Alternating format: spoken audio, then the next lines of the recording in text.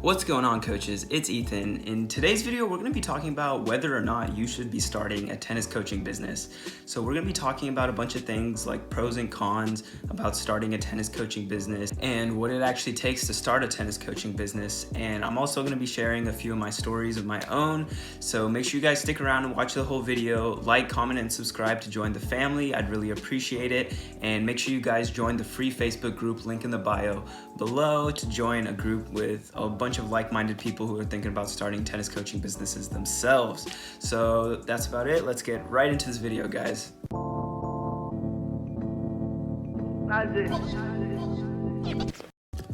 All right, coaches, so let's get straight into the video. The first thing I want to talk about is how scalable tennis businesses are. A lot of people think that it's a one-man show and that you can only make as much money as many hours as you're willing to put in. And while that is the traditional way, I believe that tennis businesses can actually be scaled way higher than just you teaching. You can build tennis coaching businesses up it doesn't just have to be one practice or like one set of courts, guys. You can build a business to where you're not the only coach, right? You have other coaches coming in and helping you and helping coach other kids where you're paying their salary, but you're getting all the revenue. So I just wanted to say that I believe tennis coaching businesses can be scaled into very high numbers, well above 6 figures. I just wanted to say that, but by no means is it easy. I'm not saying that at all. It will come with its hardships, but I just wanted to clear that up and let you guys know the scalability and sort of the limits to where you can take a tennis coaching business, because we don't want to get into professions where there's not a lot of growth or like opportunities. We want to get into fields like if it's going to be our profession and our career, there needs to be room for us to grow and improve, and there needs to be opportunities everywhere to keep us in there, and so we're always growing and we can always improve to the next level. So that's why I wanted to let you guys know that about scalability, that I really do think that tennis coaching businesses really have a lot of potential to scale into the higher numbers, especially above 6 figures, if done right. I just wanted you guys to see some of the potential there, because there is massive amounts of potential in the tennis coaching business. And now a question that a lot of coaches are asking me, or not coaches yet, but future coaches are asking me if now is a good time to be starting their tennis coaching businesses. Now, I won't say like during the time of shooting this video, coronavirus is going on right now and pretty much everything is on lockdown. So I'm not gonna say right now is the best time. I still do think that you can use this time to start planning your launch for your business. So you can definitely utilize this time, but after all this coronavirus goes away, then yes, I do think it is a perfect time to start your tennis coaching businesses. I mean, you guys have to realize that millions of people are coming into the tennis niche and leaving every single day. Somebody picks up a racket for the very first time, like today or yesterday. Some people may have not touched a racket till this quarantine. They found a racket in their garages and they just started playing around and just start liking tennis, and they're going to be coming back out of quarantine wanting to learn their new skill that they developed over quarantine, right? So there's loads of potential. I don't want you guys thinking that, oh, all the players are going to be like looking for all the best practices in the world and want to be the best, because not everyone wants to be a Nadal. Some people just want to have fun. Some people just want to get their kids involved in a sport. You have to realize there's all kinds of different intentions. Not everyone is trying to be the next Federer, right? I mean, there's elderly people that like to play for fun, and ladies like Tennis Tuesdays. That's a theme you could run for one of them.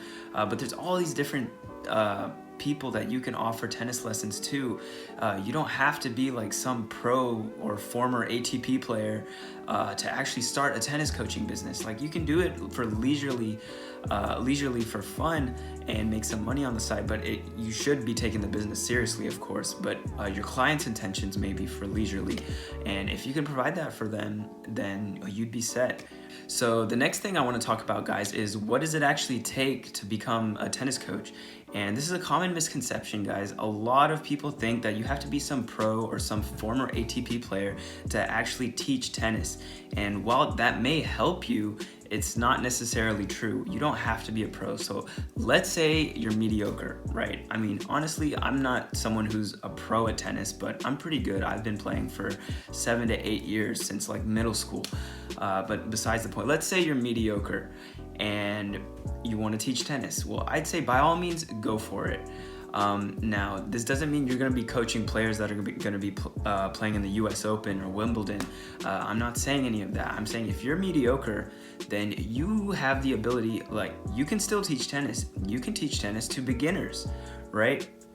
People who are not necessarily at your level yet and they're just just starting out, you can actually help those people get better. And once you help that player get to your level, and they realize they're not getting any more value from you, then they can leave. They can go to a better coach or something. But something a lot of coaches don't even realize is that when they're teaching students, so let's say you are a mediocre player and you're teaching students, that actually helps you get better because you're learning the techniques by teaching it. It makes you think about what you're doing to make your shot successful, your technique successful. And this goes a long way in actually helping you improve your own tennis knowledge and could turn you into a pro because you're going to be analyzing techniques so much, analyzing your students' techniques so much, and you're going to be looking for ways to perfect it to where you're going to actually know the perfect technique. I mean, if you're going to be a tennis coach, that's your job. You should know this stuff. And more on what it takes to be a tennis coach, I would say it takes a lot of patience, guys. You have to be patient, especially if you're just starting out in the beginning. I'm not gonna lie, the beginning is the hardest part, guys. When I first started out, I had lessons. I would show up to my lessons and there would be no one there. And I was doing that for a bunch of lessons. I would show up, no one, until finally one day someone showed up and that person made me the happiest I'd ever been. I was like, wow, somebody actually showed up to my tennis practice. And I had a really great time. I gave the dude a free private lesson, and that relationship actually grew to be a nice relationship because he started referring some of his friends to me, and that made the atmosphere great for all three of them, and they were all having fun, and then they continued coming to my lessons, and that was a huge boost to my lesson. But patience is definitely something that you're going to need to have if you're starting a tennis coaching business. You also need to be witty and smart. You need to be able to understand the business and be able to develop business plans. You're going to need to understand all these processes. I mean, tennis business is like any other business in the world. All businesses have their own processes and systems in place, and not all are successful. You're gonna need to learn how to make your business successful. You're also gonna need a lot of grit and be very resilient, guys. I don't know how many times you're gonna get thrown to the ground and you're gonna think that, oh my God, this is just never gonna work. I suck at being a tennis coach, but those who don't quit, guys, I promise you this, those who don't quit, you will achieve it. You will achieve a successful business, a successful tennis coaching business, and you will be happy. If you just don't give up, if you keep pursuing, those are the ones who make it, is the ones who don't give up. And that's what I'm saying is you're gonna need a lot of grit and resilience because there's gonna be so many times when your business is not going the way it's planned, and business never really do go the way they're planned. But when those tough times come around, you're gonna need to be able to take every blow and keep going to progress your business. I can't personally count the number of hardships I've had to endure growing my own tennis coaching business, but I will tell you guys, it's all worth it in the end. I will say that. If you just stick with it and go throughout, it will be worth it, guys. I mean, I've been at the bottom, like nobody's showing up to my practice. I've been spending advertising dollars, figuring it out, trying to figure out why isn't it working. I was so frustrated with myself. Like I didn't understand. Like I would look at other tennis coaching practices and like, what are they doing that I'm not? Like, what is so different about them? Like, why aren't people coming to my practice? But I promise you guys, if you just stick with it and go through the motions, it will all be worth it in the end because you will figure it out.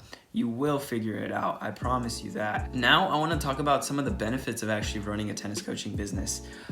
Being a coach, honestly, in my opinion, is one of the most fulfilling jobs in the world. I mean, who else gets paid to play tennis, right? Or teach tennis? Like, it's so great. I just love helping kids, especially if you have kids. You get to watch them grow up.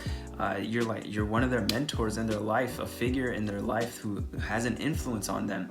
And I just really enjoy watching people pick up the sport. It's really fulfilling to me. I feel like I'm helping people achieve what they want, and especially like kids, some kids want to be the best, others are just messing around, but I really like working with children. It's just very fulfilling for me just to be able to be there with them and working with them until they figure something out, and then right when that light bulb goes on in their head, it's just like it just puts a smile on my face every time when I see somebody figure out a stroke or technique that I've been teaching and they've been focusing on for a while. It's just a really good feeling, and is just one of the reasons why I love my work so much. And another benefit about running a coaching business is you get to pick your own hours, or at least I get to with the way I have my practice set up. Just because I have other coaches and they're helping with me, I can choose when I want to coach my kids or not. Other than special requests for me, of course, I'd have to work around those. But most of the time I get to pick my own hours, and I really love that about running a coaching business. But that's about it for this video, guys. I really hope you enjoyed it. Give it a thumbs up if you did. Like, comment, and subscribe. Comment anything you learned down below. I'd really appreciate it. I'll definitely reply if you comment. And make sure you guys join the free Facebook group. Link in the bio. Is growing really great. There's no other group like this out there right now that's congregating all the people who are thinking about joining a tennis coaching business. So really get in that group if you're serious about trying to start a tennis coaching business. And with that said, I'll see you in there. Enjoy your day.